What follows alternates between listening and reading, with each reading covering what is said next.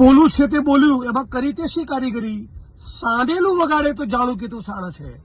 પાટણના પ્રકરણમાં હરી ફરીને એડવાન્સમાં આગોતરી પહેલેથી ખબર હતી એમ કોન્સ્ટેબલને જ સસ્પેન્ડ કર્યા.